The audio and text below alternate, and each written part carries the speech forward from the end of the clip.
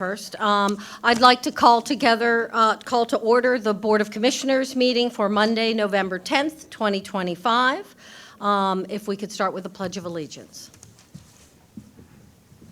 I pledge allegiance to the flag of the United States of America and to the republic for which it stands, one nation, under God, indivisible, with liberty and justice for all.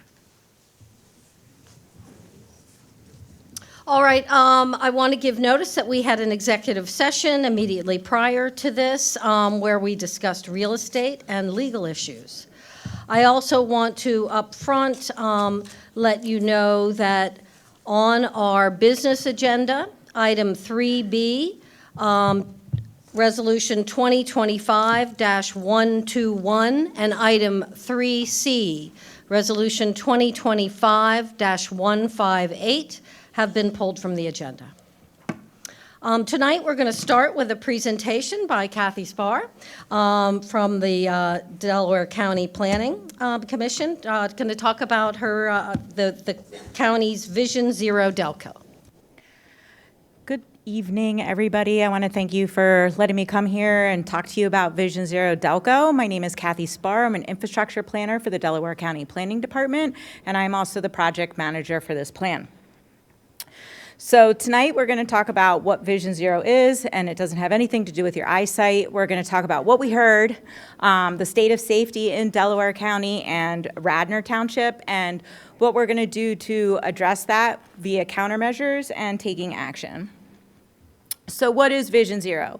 Vision Zero is an approach to eliminating traffic fatalities and severe injury crashes on our roadways. Delaware County has made a commitment to have a goal of 2050 to accomplish that, which aligns with Delaware Valley Regional Planning Commission, also known as DVRPC, as well as PennDOT. We are going to be using a lot of alphabet soup here tonight, so I will try and keep you on board with me.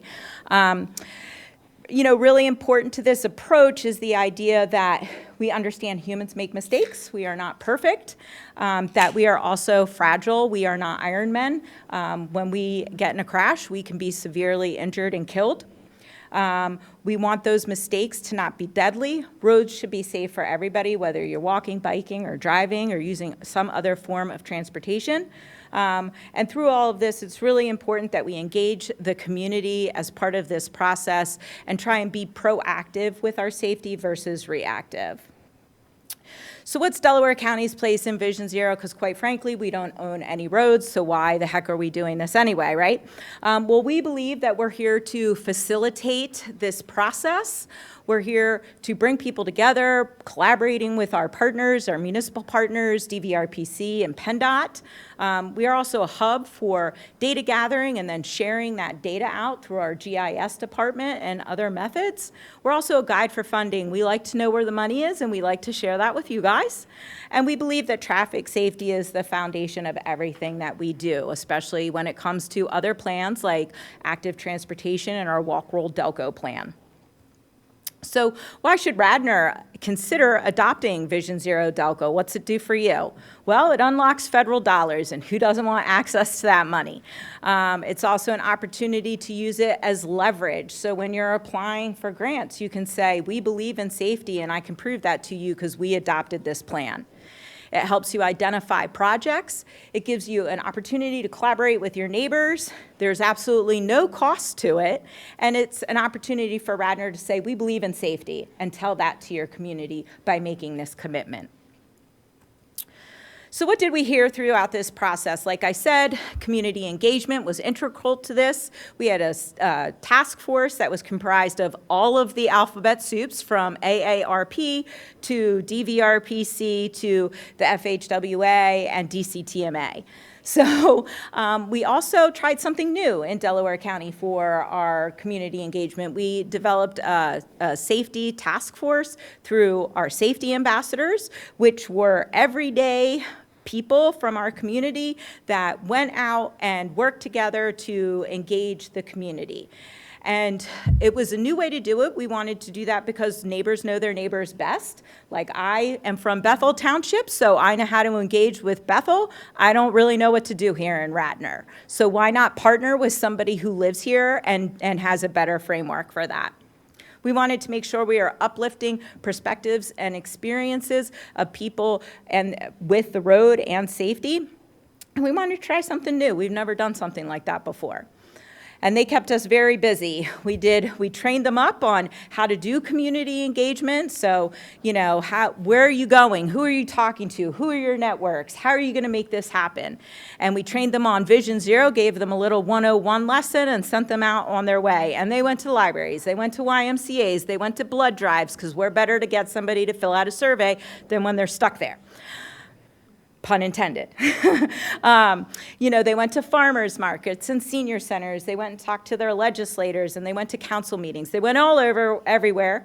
They helped us do 15 different walk audits. They helped us do 6 different focus groups. Like you can see, big wins out there in Delaware County with them. So, like I said, they helped us do focus groups. We did a couple with some senior centers. We did one with crossing guards and school bus drivers. As a matter of fact, the Radnor school bus drivers came to that one, which was great. We did one with first responders, so EMS, police officers, fire. And then we did one with Upper Providence and Chester Heights because they asked us to come, and we heard a lot of really great stuff from them. Everywhere we went, whether it was a safety ambassador, whether it was the planning department, we went with maps, and we asked people to draw on the map and tell us where they didn't feel safe or where they had a concern. And our amazing GIS department digitized almost 700 of these points and lines into our GIS system. And then I actually created an app where you can go dig into that data. So it was a lot of work, and they did a great job, and we heard a lot of really awesome, important things. So here's what we heard. None of it comes as a surprise. Did you know speeding was a problem? No, right? This is not a surprise. And people want traffic calming improvements to address that, and they want speed limits reduced. People feel the most unsafe when they're walking, rolling, or biking. Again, no surprise. People would like to see protected bike lanes, separated paths, complete sidewalks that don't end suddenly or are broken and in disrepair. They want better street lighting. So, and other ways to slow people down, crosswalks, speed bumps. And then they're not following the rules of the road. Apparently, since COVID, it's gotten even worse. People just blow stop signs, they do what they want, aggressive driving, all of that. And so people would really like to see our police officers out there enforcing those laws and doing something about it. So what's the state of safety in Delco and Radnor Township? Well, Delaware County-wide from 2018 to 2022, 130 people died in traffic crashes on our roadways. 28 of those people were struck and killed while walking, and 2 of those people were struck and killed while biking. We also learned that 56% of fatal or serious injury pedestrian crashes happened when people are walking or crossing the road. Our consultant who helped us with this was very perplexed by all the walking in the road that we do in Delaware County, even when we have sidewalks. I really didn't know what to tell them. And then the planning department did a walk at work day, and we were all walking in the middle of the road. So I had nothing for them. I don't know why we don't use the sidewalks. 51% of fatal or serious injury crashes occur at intersections, and 85% of all fatal crashes occur on PennDOT roads. So we have to have PennDOT at the table for any work that we do. Also, really important for us, we're all responsible for our driving behaviors, speed kills. So when a pedestrian is struck by somebody going 20 miles per hour, they have a 90% chance of survival. But when somebody is struck by a vehicle going 40 miles per hour, that chance of survival drops to 20%. So again, humans we're delicate creatures, right? So this is important to note, so please pay attention to your speed when you're driving.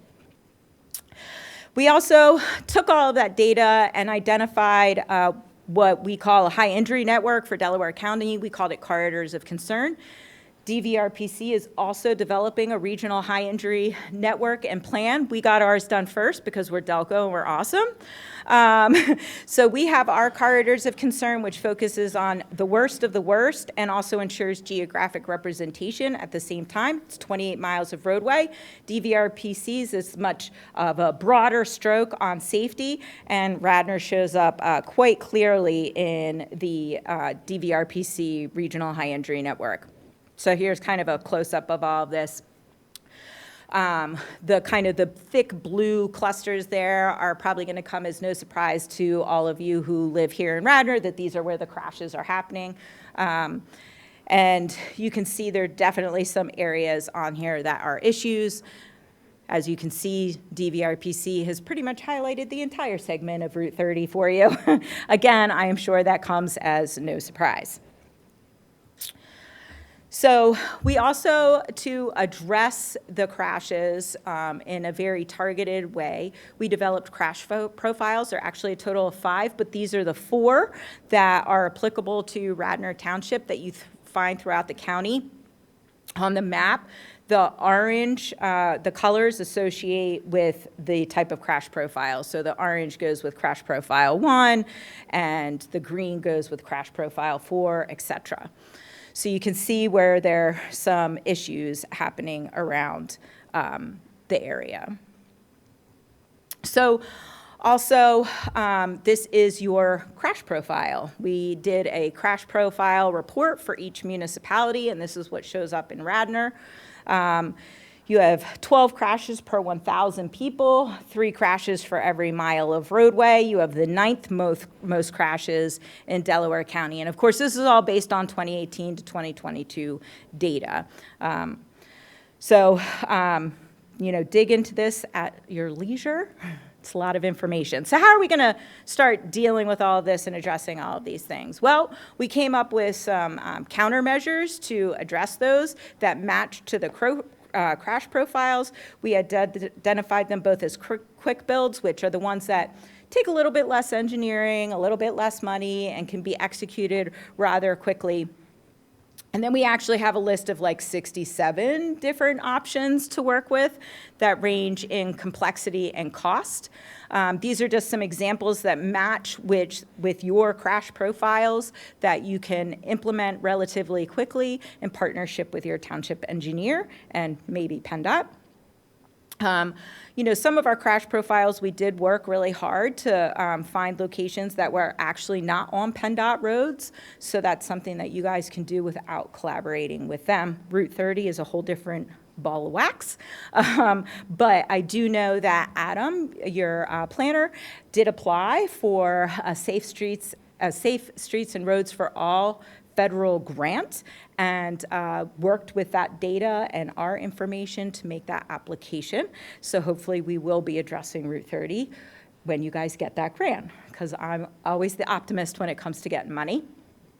So we also provided some examples of countermeasures and actions. This is in Chester City on Highland Avenue and Swartz Street. And what's really awesome, they actually took this intersection and 2 more along Highland Avenue and used that to apply for their own SS4A grant application to do demonstration projects based on the solutions here and the information in the plan. So like I said, we have a whole lot more safety recommendations, a total of, I think it's like 65 or 67, but who's counting? They're divided into different categories of data, design, education and training, land use and planning, policy and programs. You can learn more on our website at tinyurl.com/VZDelco.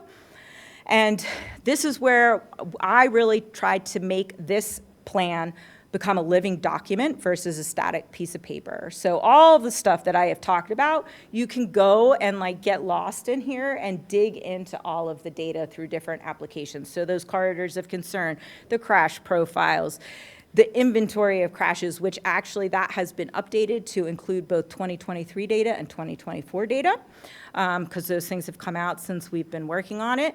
Also, if you know that there are areas that you hear about over and over again, you can share out the report, a Vision Zero concern, to your residents, and they can submit a concern through there, which then is reflected in the Vision Zero concern dashboard. I'll be honest, of the concerns that have come on, most of them have to do with enforcement. So really needs to go back to police officers sitting at stop signs, and stuff like that. People not stopping the stop signs, not stopping for pedestrians, things like that are frequent complaints that have come up on there. And I'd also encourage all of you to take the Vision Zero Delco pledge to be a safe driver and be conscientious of what you do, not use your phone, because, well, that's not legal anymore. And, don't drive under the influence, avoid distracted driving, watch your speed, all of those things. So that's everything. But if you have any questions, that's what I have for you guys. Did I do it in the 10 minutes? I was told I had 10 minutes. Boy, take a deep breath. Thank you. I can talk No, fast. you gave us a nice overview so that we'll know how to approach this document, I think. I have one question. When you said that Radnor was 9th out of 49. 49. 49, yeah. It's That's not great, but, there's something, so originally when we had talked about presenting that data, we had actually talked about presenting it per capita. But that is very hard for people to digest because the numbers really don't match the visualization. So, for example, Chad's Ford was coming up as like 3rd or 4th per capita in crashes, but you hardly see any crashes out there. But that's because barely anybody lives out there, right? So it doesn't make any sense. So that's why we kind of switched it, because we thought it might confuse people That makes sense. otherwise. Right. So you guys have a large, what, are you like 50,000 yet? Not quite. No? 36, okay. You're getting there, you're getting there. So, But yeah. we have a lot of crazy drivers on Lancaster Avenue. So. Right, and so you guys are naturally going to have a larger number of crashes just because you have more people here, right?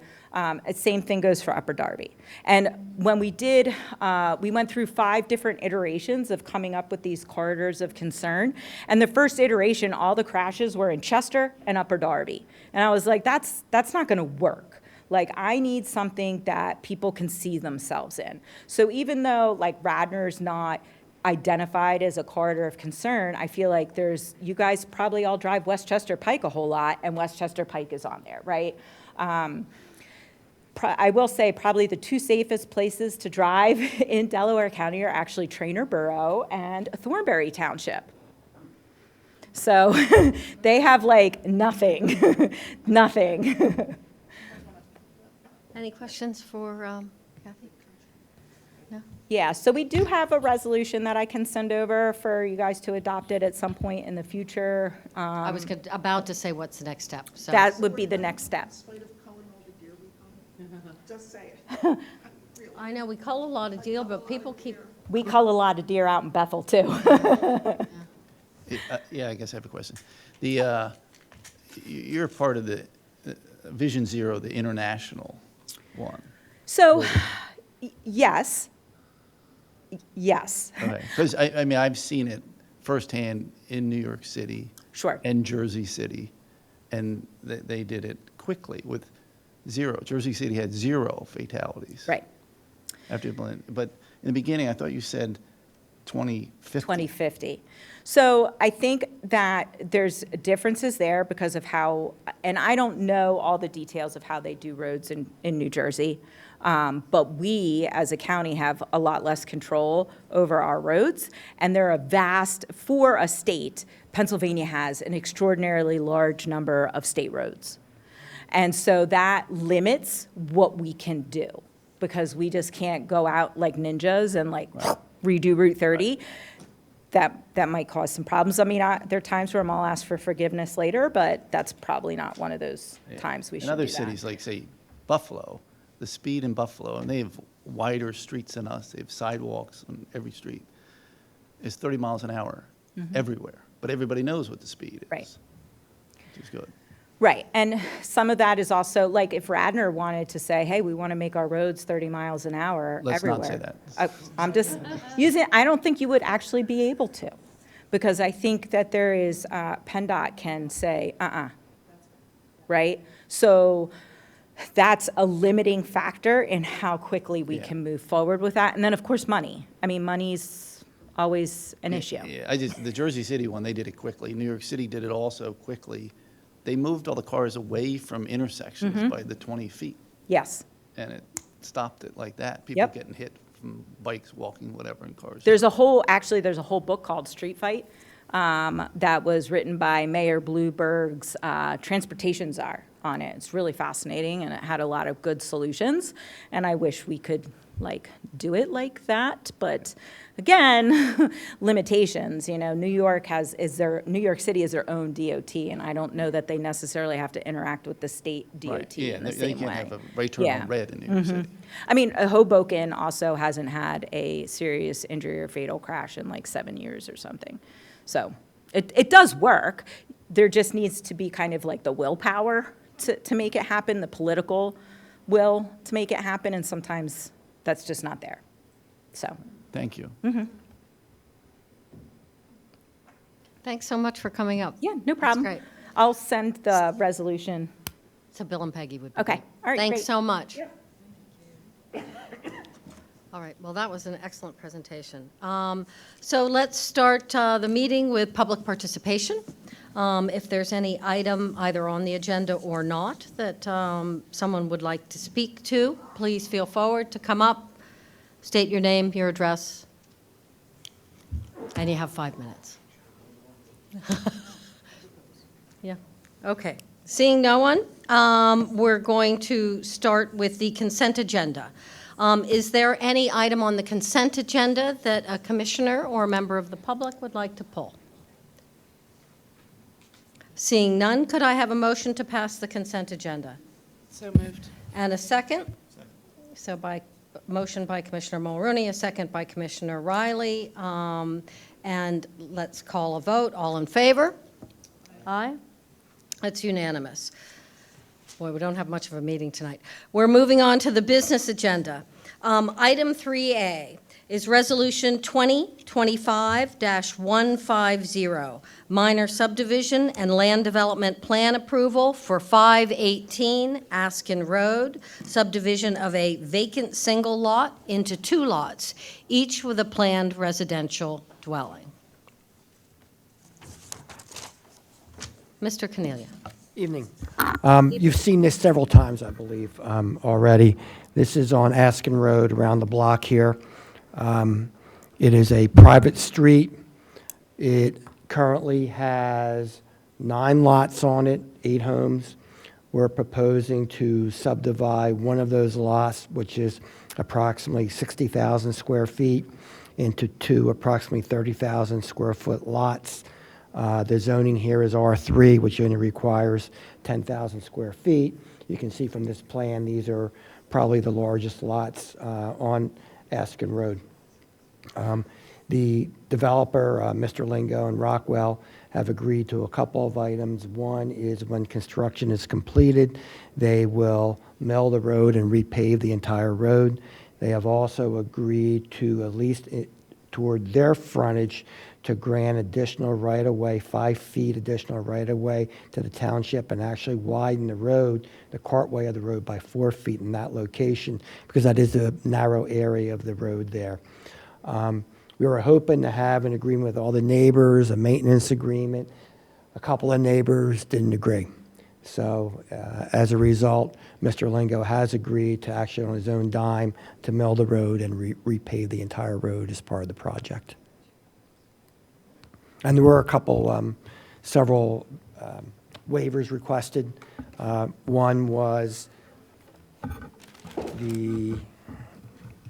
there's a stormwater infiltration, and I believe that we have other alternatives there. One is a rain garden, and I believe they're also doing a detention basin on that lot. One lot, there is a minor situation, and we're resolving that by the rain garden and detention basin, the other lot perks, fine.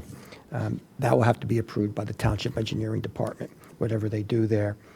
The other request is, for waiver, is the 500 feet, providing features within 500 feet. We do have, to the extent necessary, we're asking for a waiver on that. We do have the plan that you see here, which shows the homes, the roads, and many of those items required in that provision of the code. Askin does not have curbs or sidewalks. We're requesting that we do not put sidewalks in. It is a private road. And we're asking that the curbs be cobblestone, I believe, instead of the granite, because the rest of the road is cobblestone. And the other waiver is regarding the 5 lots on a private road. As I mentioned, this already has 9 lots on the road. We're adding 1 additional lot. Thank you. Mr. Norsini, could I ask you if you have any questions or concerns? No, ma'am. Okay. Commissioner Agnew. Hi, so I met with Mr. Lingo and the neighbors, and I have to say, Mr. Lingo, you've worked very well with the neighbors. I was there when there was the proposal for you to put in $10,000 for a sort of a fund to keep the repaving and that sort of going, and that's off the board now, is that what It's you're off saying? that was going to be part of the agreement, that he was actually going to repave and mill Right. and put in 10,000 additional Right. To do it in the future. But now, a couple of neighbors, I guess I'm Didn't not seeing agree. why, just because 2 people don't like it or don't want to be part of it, that you still wouldn't put in the 10,000. we'd have to have some sort of agreement and some sort of homeowners association to manage and hold that $10,000.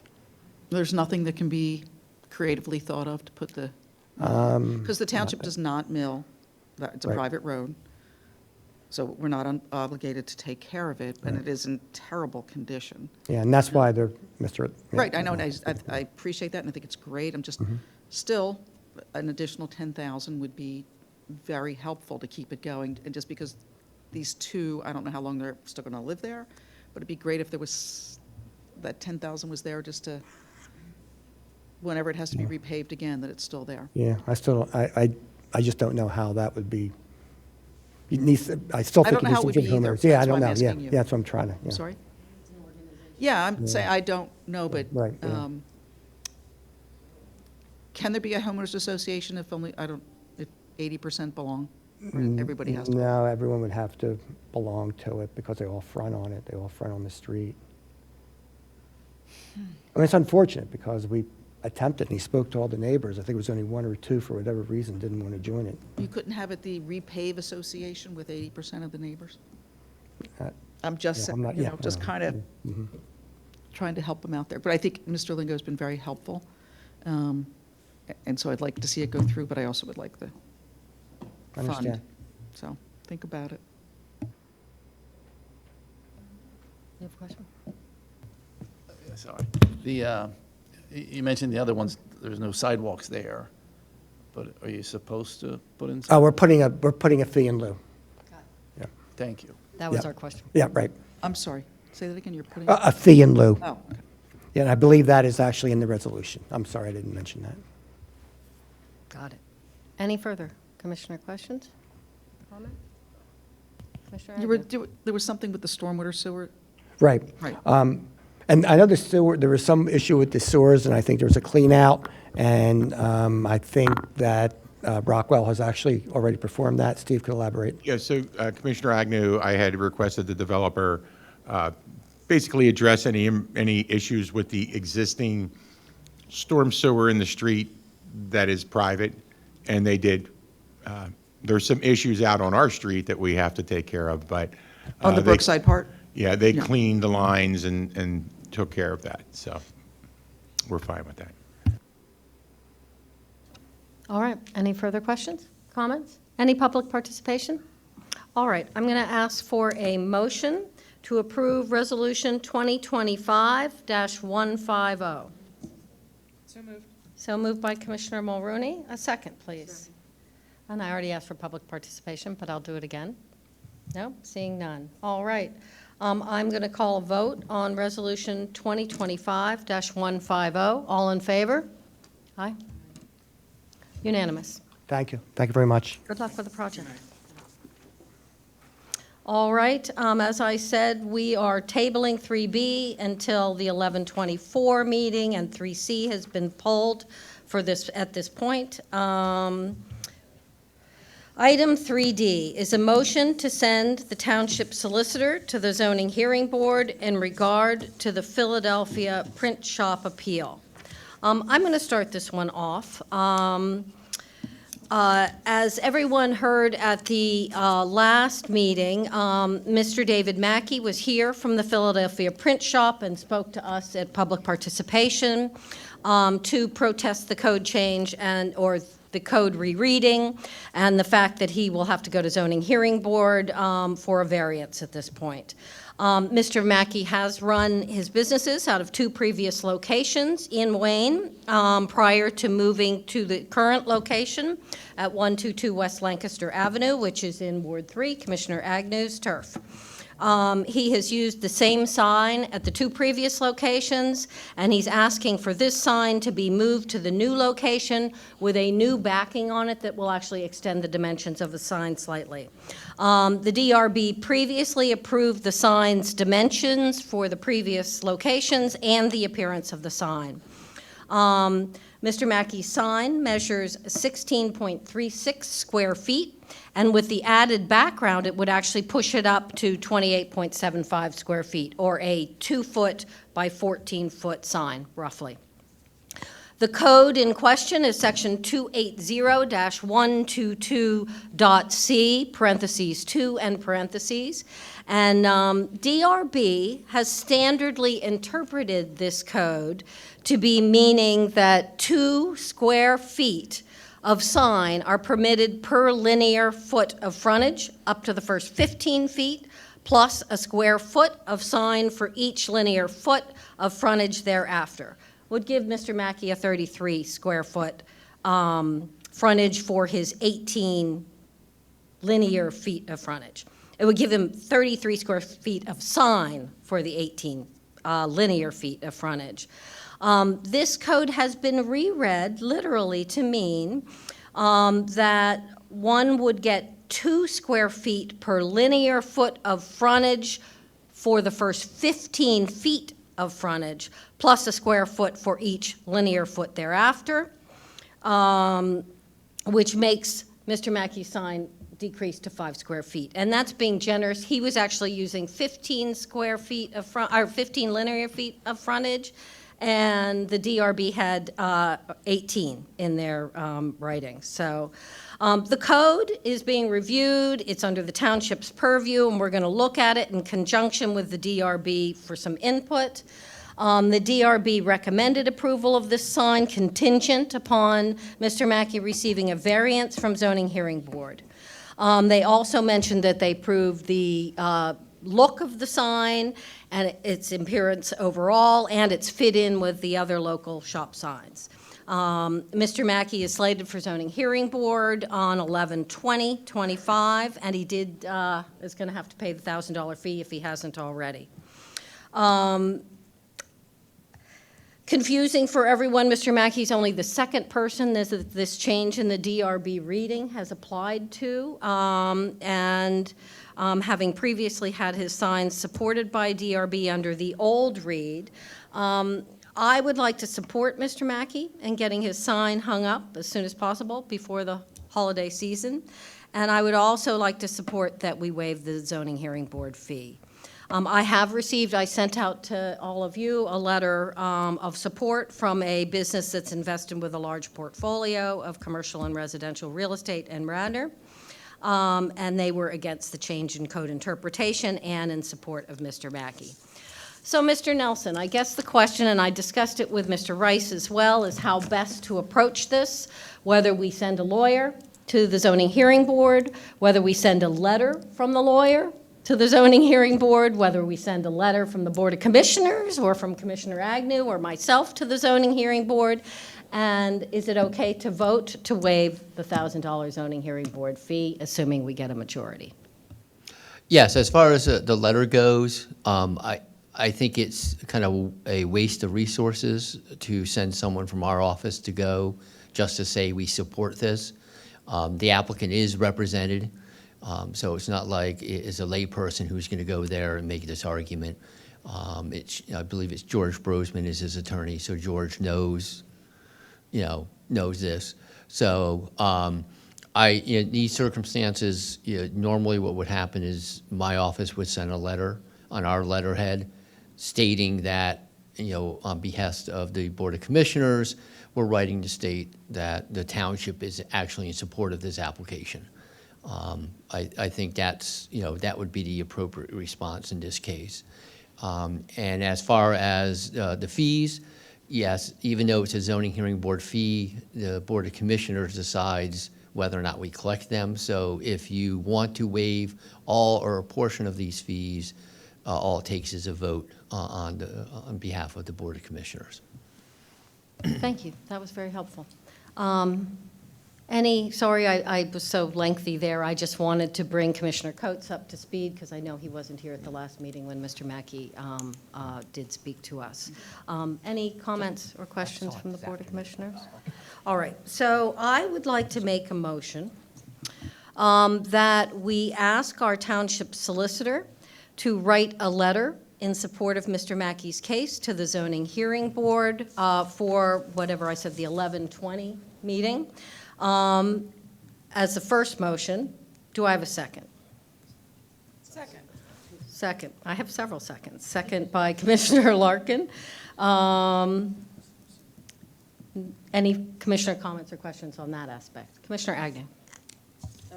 Sorry, I just wanted to say that I took this, I measured out 17 feet and then saw what he could put in, and the design review board's comment that it was a postage stamp is exactly right. No one would ever see that sign on that frontage. So this reading, I don't know whether it was printed, as it is in the books now, whether the ordinance was misprinted in or misvoted or whatever, but it clearly can't be the way it's now being. It is not practical for any business for it to be interpreted the way it's being, or applied, enforced, the way it's being enforced all of a sudden. So I am all in favor of whatever we can do to alleviate this problem. Well, I do think we clearly need to Yes. look at this code. Yeah. Because the reread is very small. The old one was perhaps a little large. Yeah. A little generous. It's hard to say. I mean, that's what they've been using for a long time. So that's what most Yeah. of the signs around are now, and maybe we've just gotten used to it. So we're going to have to relook at that. All right. Any participation on the first motion? Seeing none, could I call a vote to have the township solicitor sending a letter in support of Mr. Mackey to the zoning hearing board? All in favor? Aye. Unanimous.